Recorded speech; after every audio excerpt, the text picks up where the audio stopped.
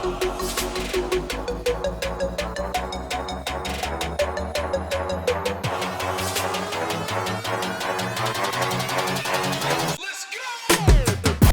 up, everybody?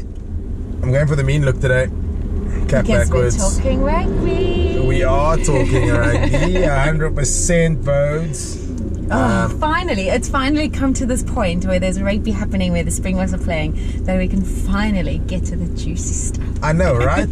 Actually, you're so right. We haven't done much rugby. No. And this straight up was meant to be hard up, straight up, to the point, rugby dominated. But then we just became so amazing that we were just talking about also. This is my favorite time of the year, I've decided. Really? Like, July is my favorite time of the year. Wimbledon, Tour de France, Rugby Championship, there's like triathlon happening. Don't forget, it's also the Craven weeks, it's the Academy weeks, it's the Grand Coma week, which is very controversial. You did a lot of commentating on that, so give us your little bit of inside info. Okay, well, obviously there was a lot of controversy around the Grand Coma week, which you know about. Right? Yeah, but Morgs, as a player of colour, how do you feel about that? Can you relax, please? Guys, what were you asking me? Okay. As a player of colour, how do you feel about that whole situation? For those of you that don't know, maybe just give a little bit of... Okay, so for those of you that don't know, let me fill you in quickly what happened. Yeah. So Western Province were penalised, disqualified, or forced to withdraw. Forced to withdraw from the final of the Grand Coma week. So there's technically not a final. The Grand Coma is the under 16 Craven week, basically. Correct. Yeah. And there's technically not a final, but what there is the teams, the unbeaten teams throughout the week, play in the final game of the tournament. It was meant to be between Western Province and the Bulls, but sorry, I lie. It was meant to be Western Province playing against, I think it was Free State. Yeah. But Western Province played the Bulls in the semi-final, unofficial semi-final. They beat the Bulls, which meant they went unbeaten. But they were eventually disqualified because they fielded, for lack of a better word, or in layman's terms, they fielded too many white players. Yeah. I mean, there's nothing more to it. Yeah, but they didn't. It's not in the whole squad. They had enough players of colour, or quota players, if that's the word that you want to use. But then I think due to injury, Sorry, back to regular programming. I had to pull over. Difficulties. I had to pull over to check that this camera was still recording, and it is still recording. So where were we, Vodes? So professional. We were basically saying that yes, should the quota system still be in rugby, especially at schools under 16 players, because those are they just don't play rugby. Correct. Okay, so I'm pressed for time, so I'm going to make this quick. But technically, quota systems, am I a fan of it? Probably not, because I think there are enough black and coloured players coming through the ranks right now that there doesn't need to be a forced amount of players in each squad. But that being said, what happened to Western Province at the Grand Coma week very simply was they used players from their B team to play in the so-called semi-final against the Bulls when they had a squad big enough to fill a squad with the correct amount of with the correct amount of black and coloured players in the squad. They then didn't do that, and internally inside Western Province there was a bit of... Okay, but for Western Province rugby is in shambles throughout, so it makes sense that they're... I mean, that's a very harsh thing to say, but yes. But they are. Our top tier teams are not a direct reflection of what's happening in the boardroom in Western Province. No. And that's probably the sad thing about what's happening at the union. Speaking of which, I'm quickly going to touch on the Craven week as well. Yeah. Western Province doing extremely well. I mean, we've got an array of talent. We are literally dominating. And we're playing a really good brand of rugby. It's currently underway in George, Taniqua. Actually, we're going to be there. We're going to go this weekend. So we actually can go maybe try and catch a game. The game's on Sunday, I think it is. I have to double check. But there is rugby on this weekend. And maybe Vodes and I can try and catch that for you. And the biggest surprise for me at the Craven week currently is the Eastern Province side. That's doing really, really well. They just beat the Free State Cheetahs, I think it was, yesterday or 2 days ago. It's exciting that there's such good talent, young talent coming through, and I really, really do hope that most of them don't leave the country, and that our Springbok setup can really grab these players and develop them. Because, look, if we have to talk about the Springboks now, basically most of these guys' grandchildren are going to be at the matches. That's how old they are. They really need to get... Is that how you feel? like the Bok squad currently, the team's taking Australia on Saturday, is not that old. No, but it's just if you look at the whole squad. Speak from your heart, Votes. Go for it. I love where you're at. Dwayne Vermeulen, captain, celebrated his birthday recently, didn't he? Yeah, so he's there, Dion's there. Look, I am actually... You really think that? Yeah, I am... I disagree with you, actually. No, that's fine. You're like one of the only we were people bound to that disagree when it comes to rugby, isn't it? I am quite disappointed in the squad, in the team, not the squad, in the team for Saturday.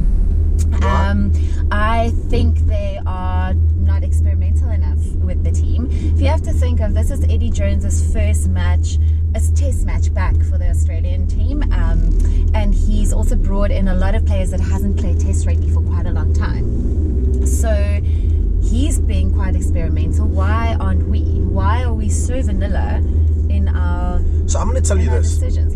I think, before you go on, I think it's because, one, we don't want to lose, but now we can kind of be like, okay, we have the senior players, so if we win, it's like, oh great, look, this experimental team, but this won.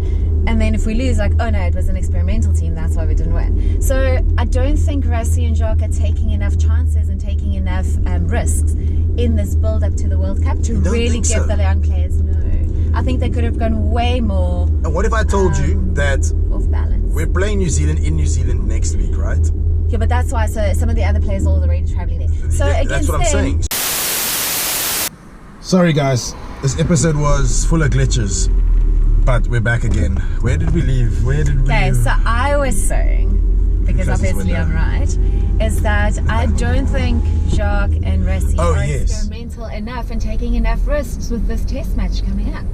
I would have liked to see more. So what I was saying to you was, what if I told you that I reckon, and you heard it here first, just remember this, the Boks will make up to 10 to 12 changes for the game against the All Blacks in New Zealand next week. Are you telling me that 10 to 12 is not enough experimentation in the Boks squad this weekend? Yeah, I am. Okay, so who then would you like to have seen in the mix more? So I would have... Considering you can only take a squad of 28, I think it is. Am I right? 23? No, 28. No. 28 to the Rugby World Cup. So I would have liked to I would have played Damien Willemson fullback and have Willie as the considering he's nursing back. an injury, like he's not fully fit. Yeah, but he's still on the bench. And then have Willie as the utility back on the bench. I like the combination between Cobus Reinach and Mani Labok. I think that is nice. And I think that quick feeding from Reinach is going to be very beneficial for Mani. Just that having that half a second extra. I would have gone with Williams to start. Yeah. But that is a very raw 9-10 combination. Yeah, very raw. But then that plays into your hands. It does, but at least Cobus has played in that position, and Mani leads a little bit of confidence. He doesn't have that. So I wouldn't be that experimental. So that is the only one that I wouldn't play Lukanya. Really? Why? Because we know what he is. Okay, but what other 13 has put up their hand that can do the job? So there isn't really one, and this is a question that I have proposed to Jacques and the Springbok squad before, the Springbok management. So Woude was lucky. Sorry, she was lucky enough to go to a breakfast where Jacques was the guest speaker. Yeah, two. They actually and two she posed this question, so she's giving you direct answers here. Hoping they're not going to watch it, but anyway, so I asked a question that I said, if the worst had to happen to Lukanya, because as we all know he's the best in the world at 13, if the worst had to happen, who and what is your next option? Jesse Creel, is it? Yeah, and that's not exactly like Jesse, I think in itself is not great, but I guess he fits in with the back line. So I would have rather played him. I like Andre Esterez in a 12. Unfortunately, Ox can't play because he got injured now, so Stephen will play. Yeah, so the rest, I mean, I wouldn't have played Bongi. I wouldn't have played, like, all the guys that we know. Why? Why do you do that? But it's not there's also the trend of game time. It's not like they need, it's not any of that. They can, and then playing against Argentina, we're not going to have this experimental team either, because losing to Argentina is going to be a big, can I swear on the show?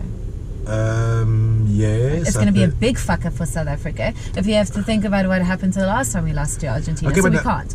But anyway. So what's your thinking around winning being a habit then?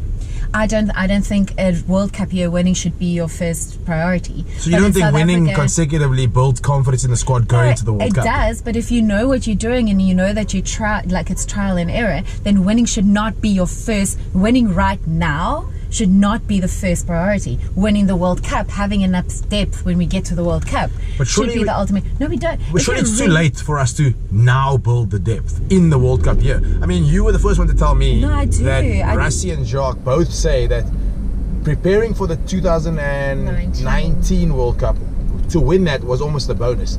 Yeah. They always had it in their sight to win the 2023 World Cup. No, they had in sight to win in 2019. That's what they wanted. But somebody, I'm sure I heard, like 2023 was what they were building towards, a squad depth and squad big enough to go and win a World Cup in 2023. And what do? We're fielding players that are old and slow, and what have we really done to change our game? So I'm not convinced by it. I would have liked to see a little bit more. So basically what it comes down to, I would have liked to see a little bit more experimenting. I would have liked to see different players. I would have liked to give players like Evan Roos, which I think is one of our key players, I would have liked to give him a little bit more time.